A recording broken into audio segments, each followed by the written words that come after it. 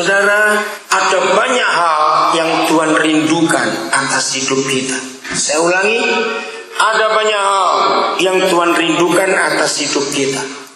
Kerinduan-kerinduannya itu selalu, dengarkan ini, kerinduan-kerinduan Tuhan itu selalu menguntungkan kita. Katakan amin. Tidak ada yang Tuhan rindukan terjadi dalam hidup kita yang tidak pernah menguntungkan kita. Tetapi jangan lupa, walaupun semua kerinduannya itu yang terbaik dan pasti menguntungkan kita, tapi untuk mencapai itu ada proses. Nah ini dia.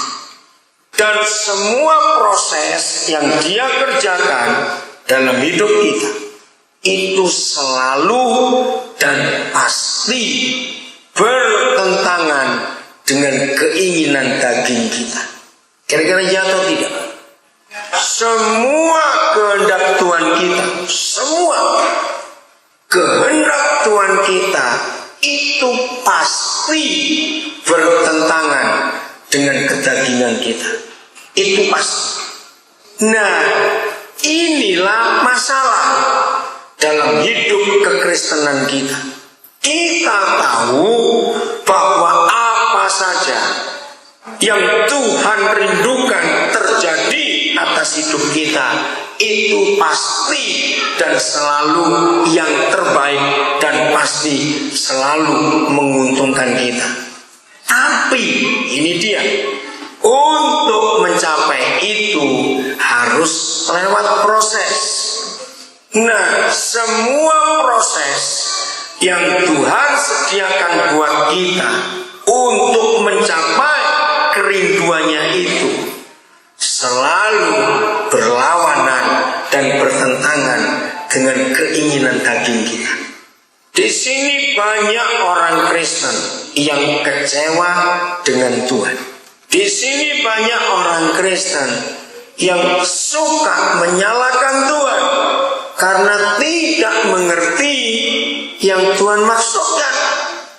Nah, untuk memahami itu ada cara yang paling mudah. Dengarkan ya, untuk memahami proses itu yang walaupun kita tahu kerinduannya selalu menguntungkan kita, tapi untuk mencapai itu ada proses, dan semua proses itu pasti tidak mengenakan kedagingan kita. Ini masalahnya. Saya harap kalau ada di antara kita hari ini yang menjadi anak-anak Tuhan, tapi pernah berapa waktu yang lalu kita kecewa dengan Tuhan. Mungkin ada di antara kita sempat meninggalkan Tuhan. Mungkin ada. Hari ini kita belajar untuk menemukan titik temu dari dua hal yang bertentangan ini. Nah, caranya mudah.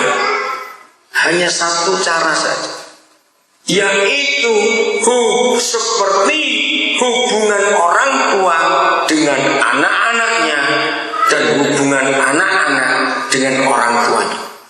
Maka itu kalau saya berkata tentang agama, satu-satunya agama di dunia ini yang mengajarkan, yang membawa, yang membuat semua kita manusia berdosa bisa dekat dengan pencipta alam semesta lewat kematian dan kebangkitan Tuhan Yesus, sehingga Dia yang hebat itu, pencipta alam semesta, jadi papa buat kita semua, dan kita mantan orang berdosa ini menjadi apanya? Anaknya. Nah, kepada anak-anak muda, kalau kalian merasa hukum-hukum yang Tuhan berikan itu berat dan tidak cocok, sulit untuk kalian ikuti, hari ini kalian anak-anak muda akan mengerti hukum ini. Mengapa Yohanes menuliskan dalam 1 Yohanes pasal 3? Yohanes menulis hukum-hukumnya tidak apa? Tidak berat. Masa lupa ayat itu? Masih ingat ada firman seperti itu? Hukum-hukumnya tidak berat. Maka itu kalau ada orang Kristen merasa hukum-hukum Tuhan itu berat, berarti orang itu belum kenal konsep ini. Dia adalah ayah dan kita adalah anak-anak. Apapun juga yang dikehendaki orang tua untuk anak-anaknya, itu yang terbaik atau yang terjelek? Ayo jawab. Apapun juga yang diinginkan orang tua, ayah ibu untuk anak-anaknya, yang terbaik dan terjelek? Pasti yang terbaik. Tapi berapa banyak anak-anak remaja, anak-anak muda salah paham dengan orang tuanya? Betul tidak? Nah, ini yang terjadi dengan kita, hubungan dengan Bapa di surga. Mengapa sampai hari ini masih saja terjadi kesalahpahaman antara orang tua dengan anak-anaknya dan anak-anak dengan orang tua? Mungkin ada di antara kita hari ini, entah kita sebagai orang tua sedang jengkel dan marah pada anak kita, atau ada anak-anak di sini sebaliknya sedang jengkel dan marah kepada orang tua. Lihat, kalau ada orang tua bermasalah dengan anak-anaknya dan anak-anak bermasalah dengan orang tua, itu pasti karena kesalahpahaman. Dan salah paham itu karena ada pihak yang memaksakan keinginannya untuk menuntut pihak yang satu menuruti keinginannya. Betul? Biasanya pihak yang mana yang memaksakan keinginannya untuk pihak itu menuruti keinginannya? Antara orang tua dengan anak-anak, biasanya pihak yang mana? Ya, anak yang bagaimana? Ayo, biasanya cuma jawab. Saya kalau berkhotbah itu ngajar. Jadi saya seorang guru, maka itu saya minta semua saudara ada interaksi, ada dua arus, nggak cuma dari saya saja. Saya nggak suka kalau saya khotbah, amin, ayo pulang. Tidak, saya ingin yang mendengar itu mengerti. Maka itu saya berusaha bicara sepelan mungkin untuk saudara nangkap. Maka itu saya tanya lagi. Biasanya antara pihak orang tua dan pihak anak-anak yang bermasalah, saya ulangi lagi ya, pasti salah satu pihak ini memaksakan keinginannya, kehendaknya untuk pihak yang satu menuruti keinginannya. Nah, biasanya pihak yang mana? Orang tua kepada anak atau anak pada orang tua? Coba jawab. Belum tentu. Belum tentu anak kepada orang tua yang selalu salah. Hari ini kita harus belajar. Berapa banyak orang tua juga memaksakan keinginannya untuk anak-anaknya melakukan apa yang diinginkan. Nah, itu kalau hubungan kita dengan kita orang tua dengan anak dengan orang tua. Kalau saudara saya tanya bagaimana hubungan Tuhan dengan kita kalau sedang punya masalah, maka betul 100% kita yang banyak salah. Betul? Nah, ini yang kita perlu pelajari. Orang tua, banyak orang tua salah menggunakan ayat Efesus 6 ayat 1. Coba yang belum tahu silakan buka ayat ini. Banyak orang tua menggunakan ayat itu untuk mengancam, untuk marah pada anak-anaknya. Lalu pakai tambahan, awas ya, kalau kamu melawan papa mama, umurmu pendek nanti itu. Baca ayat itu. Kan ada ayatnya, ayat 2 berkata, umurmu jadi pendek kalau kamu melawan orang tuamu. Hari ini orang tua kita harus belajar.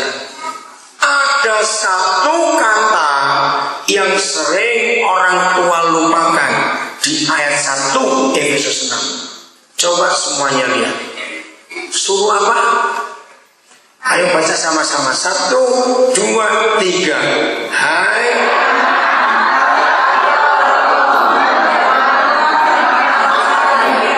Ya, oh ada di situ. Bagus juga kalau gitu. Nah, kata penting itu bukan semua orang tua yang harus dituruti, tapi satu saja, orang tua yang di dalam Tuhan. Jadi ayah ibu, kita harus rendah hati. Jangan sok jadi orang tua lalu kita merasa nggak pernah salah. Ingat ayat ini. Hanya orang tua yang di dalam Tuhan. Nah ayat 2 kan ada umur panjang bukan? Kita nggak coba ayat 2-nya. Ayat 2-nya kita lihat ini. Ya, hormatilah ayah ibumu. Ini adalah suatu perintah yang penting seperti yang nyata dari janji ini. Ayat 3 ada yang panjang umur. Nah ini dia. Supaya kamu berbahagia dan panjang umurmu di bumi. Nah, begitu pula kalian anak-anak muda. Kalau suatu hari kalian menikah, lalu kalian jadi orang tua, jangan salah juga pada anak-anak. Banyak orang tua Kristen, banyak orang tua aktif melayani. Bahkan saya pernah ketemu orang tua itu adalah gembala sidang, adalah hamba-hamba Tuhan. Tapi belum tentu orang tua Kristen itu ada di dalam Tuhan. Mungkin saudara bingung. Jadi tidak semua orang tua yang dituruti, hanya orang tua yang ada di dalam Tuhan. Saya beri contoh-contoh kecil.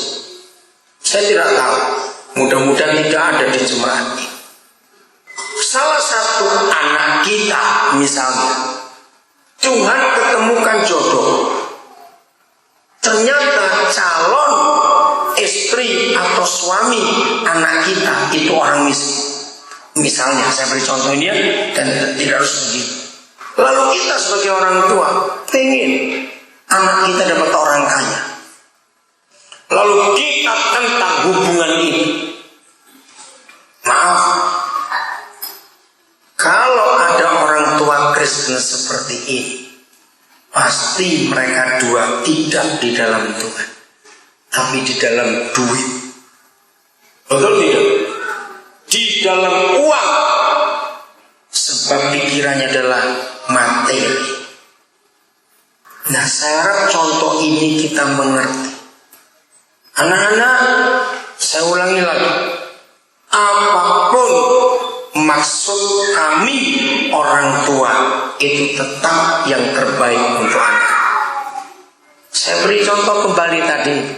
Kalau orang tua kita mikir tentang jodoh kita sebagai anak-anak, lalu orang tua kita mikir, mungkin orang tua sadar kita ini sudah miskin. Kalau nanti anak kita dapat, kalau anak mantu kita ini miskin juga, mau jadi apa itu anak? Nah, dengarkan, ini kelihatannya bagus atau jelek? Seluruh kita. Maksud orang tua bagus atau jelek? Bagus. Tapi, nah ada tapinya lagi. Belum tentu ini yang Tuhan kehendaki. Ngerti nggak maksudnya? Nah ini masalah dalam hidup kita dengan Bapa di surga juga. Berapa kali kita sering salah paham dengan Tuhan? Berapa kali kita bisa kecewa dengan Tuhan? Karena kita nggak ketemu kehendaknya. Kita tidak mengerti apa yang Dia maksudkan. Di dalam Alkitab ada banyak contoh pertentangan saudara-saudara kita, baik perjanjian lama maupun perjanjian baru, yang gak bisa cocok dengan Tuhan. Sekarang kita ambil contoh Yudas. Saudara, ini pelajaran kita harus tahu betul-betul. Menurut saudara, Yudas selama jadi murid Tuhan Yesus, pernah nggak dia minta izin absen sakit perut 3 hari nggak ikut? Berarti pertanyaannya, pernah tidak? Lah ya saya tanya ini kok diam saja. Pernahkah kita menemukan dalam 4 Injil Yudas sakit perut tidak ikut sekolah 2 hari libur? Ada tidak? Tidak. Berarti seperti saudara-saudara yang lain, Petrus, Yakobus, Yohanes, Markus, Matius, Lukas, semuanya, berarti Yudas juga tidak pernah libur sekolahnya dengan Tuhan Yesus. Yang berikut, pernahkah saudara menemukan dalam 4 Injil Tuhan Yesus absen 1 hari terus cari guru ganti yang lain? Ada tidak? Tidak. Yang ketiga, masih ingat hari Sabat yang semuanya libur karena hukum Yahudi, hukum Taurat masih berlangsung. Sekolahnya Tuhan Yesus tetap masuk. Maka itu imam-imam, ahli-ahli Taurat marah. Ini hari Sabat, kenapa kamu ngajar? Jadi kesimpulannya, selama kurang lebih 3,5 tahun itu, Yudas dan Tuhan Yesus pernah absen dia. Ayo saya tanya lagi nih, pernah absen tidak? Tidak. Bahkan berarti Tuhan Yesus jadi guru tidak pernah minta ganti yang lain. Dia ajar sendiri. Bahkan sekolahnya Tuhan Yesus nggak ada hari liburnya, Sabat saja masuk. Bahkan sekolahnya Tuhan Yesus itu 24 jam penuh sehari. Karena jalan terus, malam, pagi, siang, sore belajar sambil mereka berjalan. Bayangkan yang kumpul Tuhan Yesus tidak pernah absen selama 3,5 tahun. Masih bisa salah paham dengan Tuhan Yesus. Betul tidak?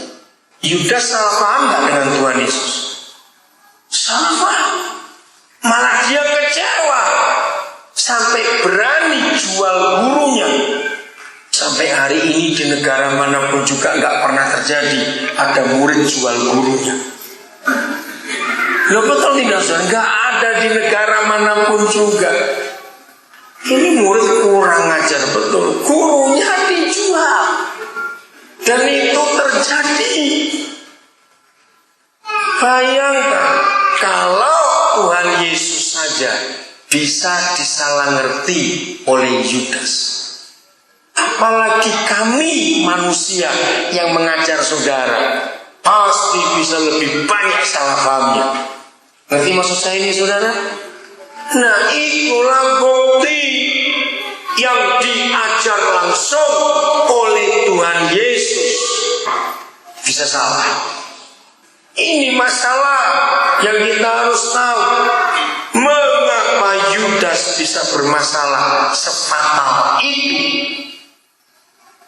Puncaknya dia kecewa dan mati bunuh diri. Saya tidak tahu berapa banyak di ruangan ini yang adalah guru-guru. Bayangkan kalau kita punya murid, saya bisa membayangkan.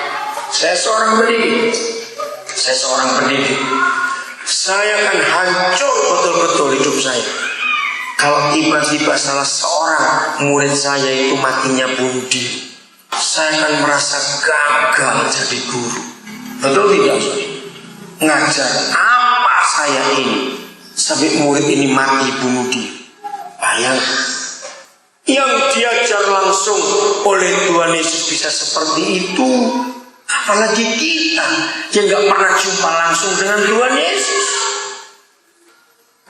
Mengerti ya fakta-fakta ini?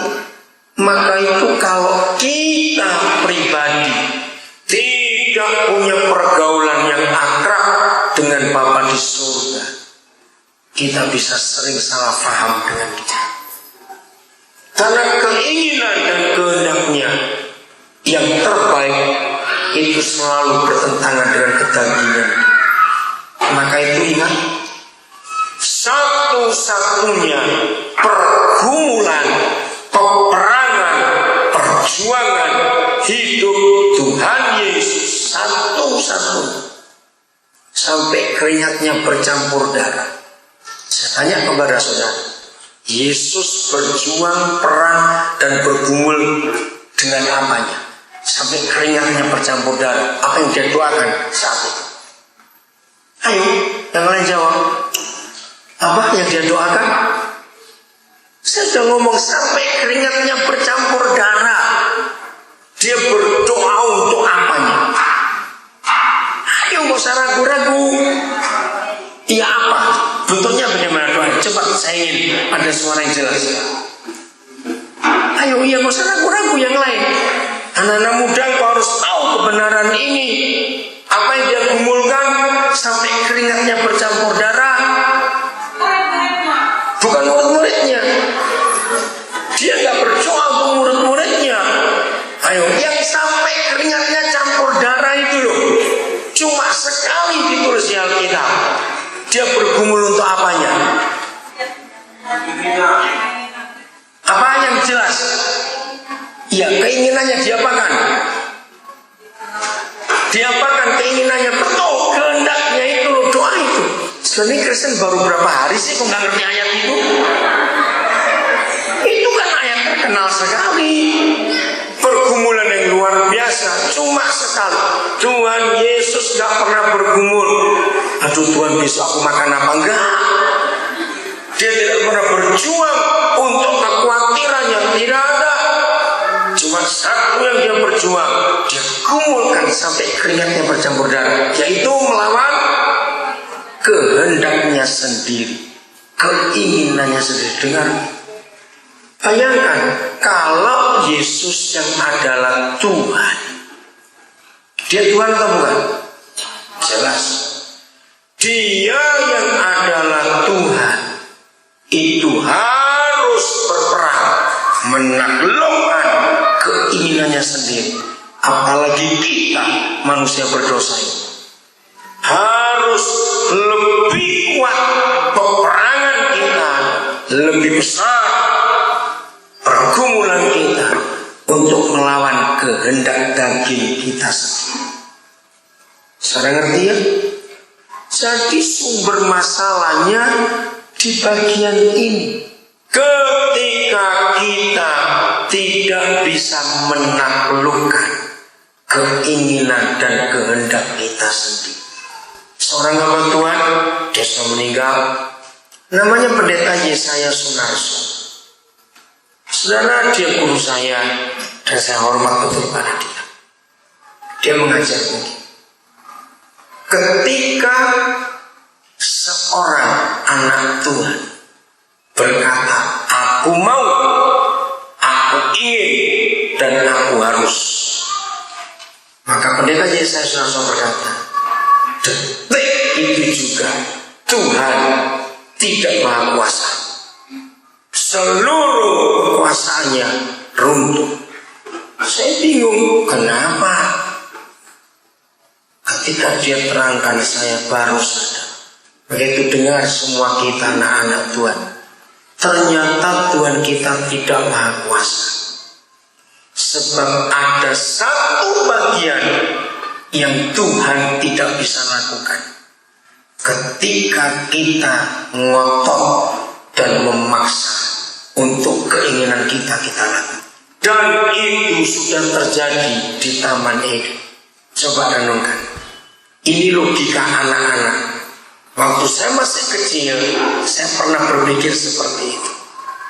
Walaupun si setan menggoda Hawa untuk petik buah yang dilarang.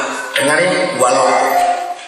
Ketika tangan Hawa terulur ke pohon itu dan mau petik buahnya, sebetulnya Tuhan bisa nggak berkata, tangannya Hawa mati, terus aku nggak bisa gerak?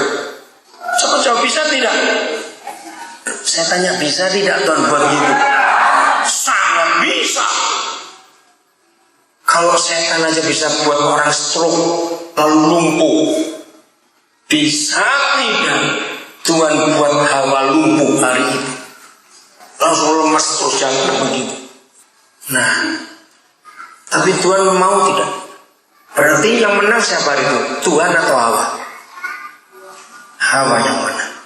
Ketika keinginan kita paksakan untuk dia lakukan, Tuhan kalah. Saudara ngeri sekali. Nah, saudara sebagai orang pantai, orang laut, kalau kita naik speed, biasanya orang tanya apanya? Perahunya atau motornya? Yang kita tanya kalau naik speed. Apa yang kita tanyakan? Mesinnya, motornya itu. Apa yang kita tanya? Bukan mereknya. Apa yang kita tanyakan? Iya, bukan kecepatannya. Berapa PK? Betul? Nah, Pendeta Yesaya Sunarso mengatakan, ternyata kemauan, keinginan manusia, begitu seorang manusia berkata, aku mau ini, aku harus begini, aku ingin. Pendeta Yesaya berkata, maka itu kekuatannya 1000 PK.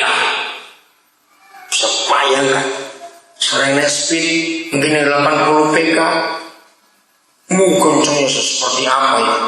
Ini 1000 PK. Jadi Tuhan kita tidak maha kuasa ketika dia tahu kita ngotot dan memaksakan kehendak kita sendiri. Maka dia berkata, terserah kamu, Tuhan mundur, nggak bisa buat apa-apa. Jadi anak-anak muda, khususnya kalian anak-anak muda, semua masalah dan dosa dalam diri kita itu bukan berzina, bukan mencuri, bukan membunuh, bukan dengki, bukan iri hati. Itu buah dari dosa. Tapi kalau ada buahnya, pasti ada pohonnya. Nah, sebelum jadi pohon ada apanya? Bijinya. Ditanam jadi tumbuh akar. Nah, apa benih dosa itu? Silakan buka sekarang Yesaya 53 ayat yang ke-6. Jadi kalau saudara, hamba-hamba Tuhan, ketua pemuda, remaja, bagian wanita, kalau melayani orang berdosa, jangan bereskan dosanya, perzinahnya, kemarahannya, dendamnya, dengkinya, dan segalanya. Bukan, cari benihnya. Kapan pohon dosa ini tumbuh? Benihnya dari mana? Sudah Yesaya 53 ayat 6. Itulah satu-satunya ayat dalam Alkitab yang memberitahukan kepada kita apa definisi dosa itu. Ayo baca sama-sama. 1, 2, 3. Seperti domba masing.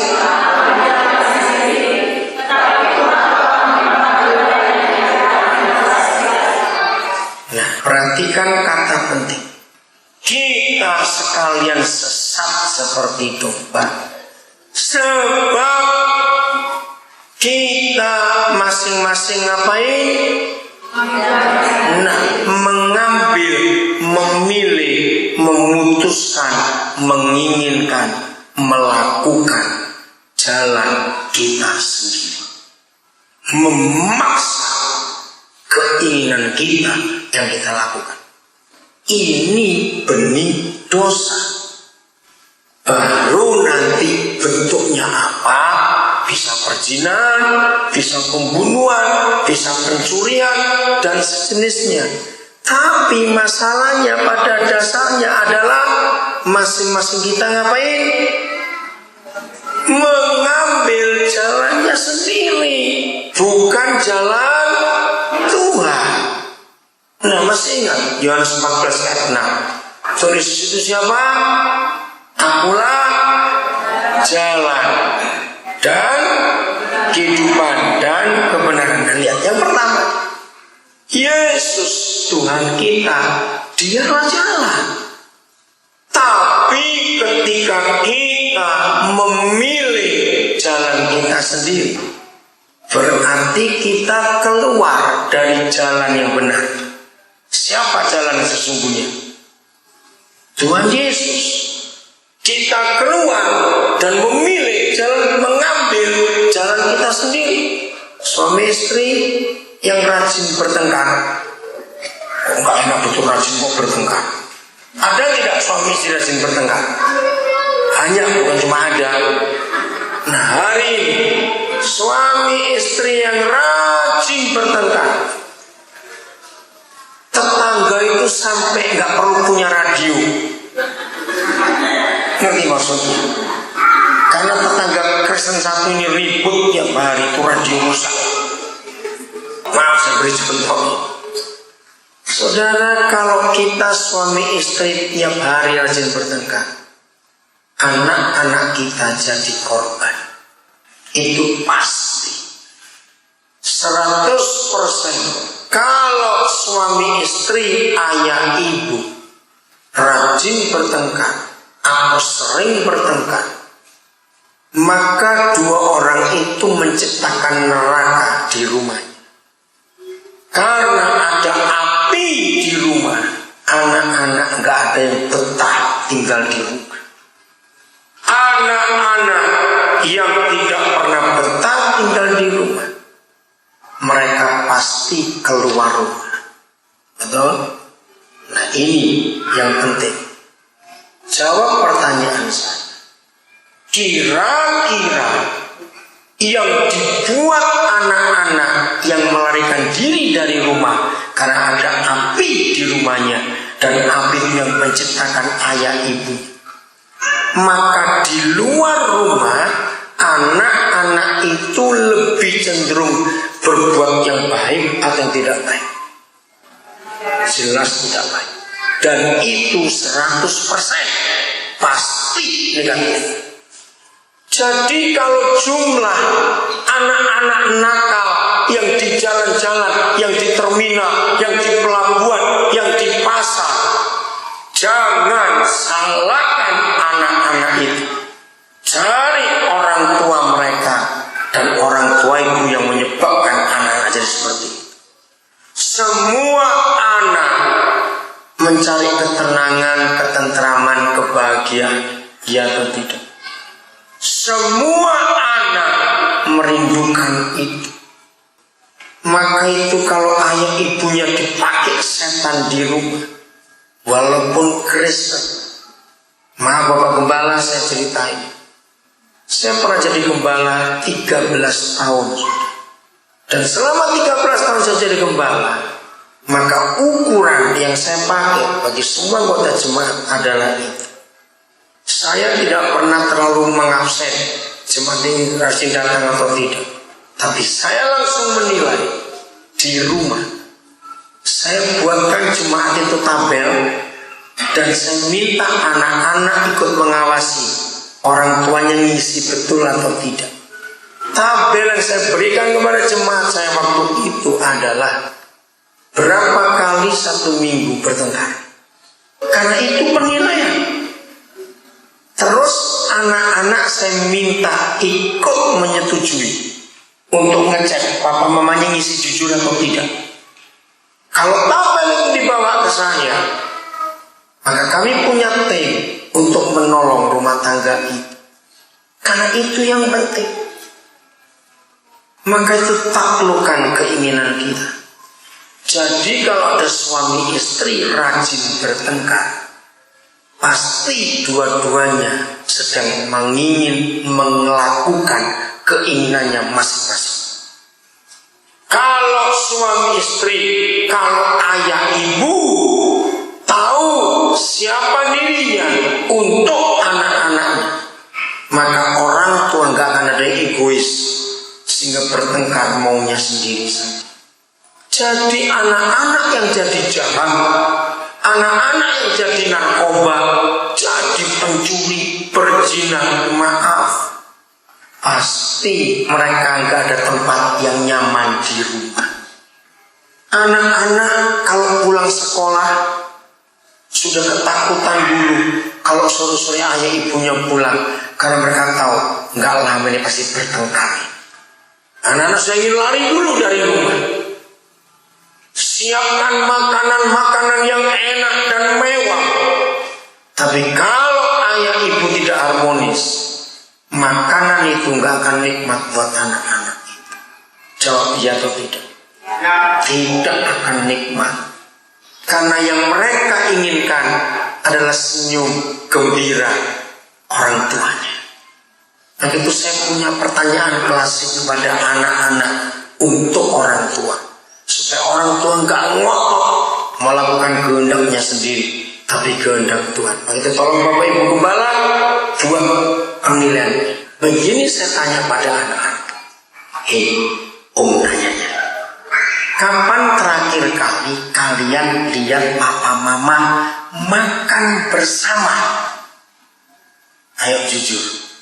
Mengapa saya menggunakan makan bersama, makan berdua, suami istri, tanpa ada anak-anak? Lalu anak-anak melihat dari jauh. Saudara, siapapun orangnya, kalau lagi sakit hati atau kecewa, bisa nggak makan dengan orang yang sakit hatinya itu? Nah itu dia. Jadi kalau suami istri belum sekian tahun sudah nggak pernah makan bersama lagi, mau saya tanya. Mungkin di sini saya tanya anak-anak, kapan kalian lihat papa mama makan bersama? Sebelum kerusuhan Ambon yang pertama itu buat itu kan Januari 99. Ngeri, kalau sebegitu ngeri sekali ini keluarga. Saudara, sungguh suami istri rendahkan hati. Kapan terakhir kali kita makan berdua? Dan pertanyaannya nggak cuma itu. Kapan ayah ibumu, papa mamamu makan bersama sambil tersenyum, tertawa, suap-suapan? Saudara, ini perkara serius. Kalau anak-anak bisa melihat papa mamanya sering, nggak harus tiap hari, tidak harus. Karena kesibukannya beda-beda. Kalau anak-anak bisa melihat papa mamanya sering makan berdua sambil bergurau di meja makan itu, anak-anak gak perlu cari apa-apa di luar rumah. Karena kebahagiaan dan surga ada di rumah itu. Begitu jujur suami istri. Pertanyaan kedua, anak-anak, kapan kalian lihat papa mamamu mengerjakan sesuatu bersama-sama? Ayah ibu, biasakan. Saya sampai hari ini masih melakukan, dan anak-anak kami tahu. Kalau pas istri saya mencuci pakaian, saya pasti akan jemur. Apa kebalikan? Kalau pas saya lagi bisa nyuci, nanti dia pasti yang menjemur. Begitu pula kalau kami di dapur, kami usahakan bisa saling menolong. Dan itu kebahagiaan anak-anak. Karena kalau kita dua sedang tidak beres, jangan lagi mau kerjakan apa-apa bareng-bareng. Kalau perlu gak pulang pun gak apa-apa sudah. Karena lagi marah bukan hati. Dengarkan itu. Saya punya perhitungan begini. Maka itu anak-anak muda, kalau nanti kalian menikah, dengarin. Menurut Mazmur 90, umur kita tuh berapa tahun? Ayo, umur Mazmur 90 ditulis itu 70. Kalau kuat 80. Oke, saya ambil angka ini, dengar. Kalau ada seorang menikah umur 24 tahun, misalnya, itu pun masih terlalu muda kalau nikah umur 24 gitu. Tapi ini sambil tengah-tengah. Lalu mereka punya anak pertama umur 25. Anak kedua lahir waktu umur 27. Ini Misalnya anak ketiga lahir umur 29 misalnya. Waktu orang tua ini umur 35 tahun, anak pertamanya umur berapa? Cepat. Anak pertama lahir mereka umur 25, ya toh? Lalu sampai umur 35, jadi anak umur berapa? 10 tahun. Nah, lalu kalau umur kita 70 tahun dan orang tua ini sudah sampai angka 35 tahun, berarti sudah berapa yang dilewati? Berapa persennya? Susah benar. 70, ini 35. 50%-nya sudah setengah jalan. Tapi anak-anaknya baru mulai hidup. Karena umur 10, umur 8, umur 6. Aja bagi 2 tahun, 2 tahun. Dengarkan. Setelah orang tua ini sudah mencapai setengah dari target umurnya, berarti kan orang tua sudah menikmati separuh dari hidupnya. Sudah menikmati macam-macam dari hidupnya. Lalu kalau orang tua ini rajin bertengkar, ini orang tua jahat sekali. Sebab mereka egois. Enak saja kamu dua, sudah separuh dari hidupmu, kamu sudah nikmati macam-macam. Sekarang kamu nyakiti yang baru mulai hidup. Berarti gak cara saya ngitung itu? Itu jahat sekali. Yang baru mulai hidup ini gak tahu apa-apa. Mereka pun dengar, tidak ada anak di dunia ini yang pernah membuat proposal kepada orang tuanya, lahirkan saya dong, lahirkan saya. Betul tidak, saudara?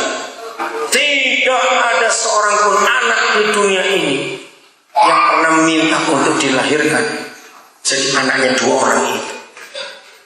Bayangkan kalau anak-anak kita tidak ada yang pernah minta untuk dilahirkan, tiba-tiba mereka ada di antara kita. Saya tanya lagi, bisakah kita buat anak? Jawab, bisa tidak buat anak? Tidak bisa. Buat roti bisa. Betul. Yang buat anak itu Tuhan. Jadi mereka ada karena Tuhan yang mau. Bukan mereka yang ingin, juga bukan kita yang mau. Iya atau tidak?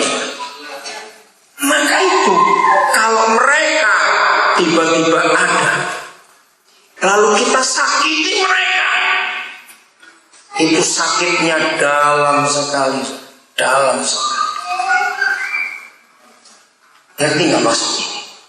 Maka itu mengapa kalau anak-anak disakiti oleh orang tuanya, perkataan yang umum muncul di mulut mereka adalah, kenapa aku dilahirkan? Pernah dengar ada anak ngomong seperti itu? Mengapa anak-anak yang disakiti oleh orang tuanya masih berkata, kenapa aku dilahirkan? Sebab mereka tidak pernah minta untuk dilahirkan. Lalu mereka ada di antara kita dan kita sakiti mereka. Mereka kecewanya dalam. Maka itu orang tua, jadilah orang tua yang di dalam Tuhan. Kebahagiaan kita adalah kebahagiaan anak-anak. Itu kebahagiaan mereka. Jadi taklukkan kehendak kita sendiri, suami istri, sehingga kita nggak ada pertengkaran di rumah. Maka itu kenapa Tuhan memberikan hukum. Begitu laki-laki menikah, dia jadi suami, langsung fungsinya sebagai, sudah begitu, mau saya jawab gimana? Sebagai apa? Kepala. Begitu seorang gadis menikah, dia jadi istri, maka fungsinya jadi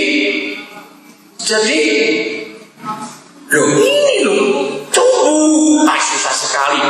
Sebenarnya kayak nggak pernah baca Alkitab saja ini. Saya ulangi lagi. Begitu laki-laki menikah, dia jadi suami, dia adalah kepala. Begitu seorang gadis menikah, dia jadi istri, dia adalah tubuh, badan. Nah, itulah hukum pernikahan. Saudara dengarkan, saya sudah banyak bicara tentang pernikahan di kalangan yang bukan Kristen. Orang Islam banyak yang mengundang saya untuk berbicara tentang prinsip rumah tangga, dan mereka kagum karena satu-satunya buku yang menggambarkan pernikahan itu luar biasa seindahnya hanya Alkitab, yaitu kepala dengan tubuh.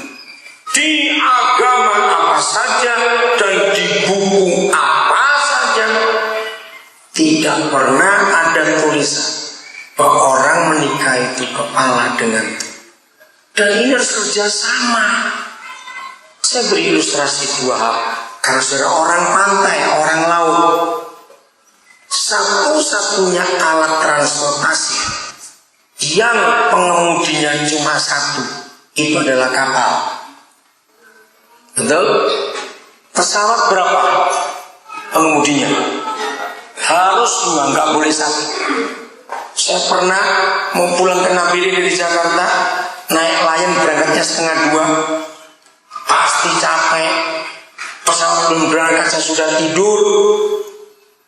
Tiba-tiba saya rasa pesawatnya landing lagi. Loh, kok cepat? Saya kira sudah sampai Ambon. Kok masih gelap?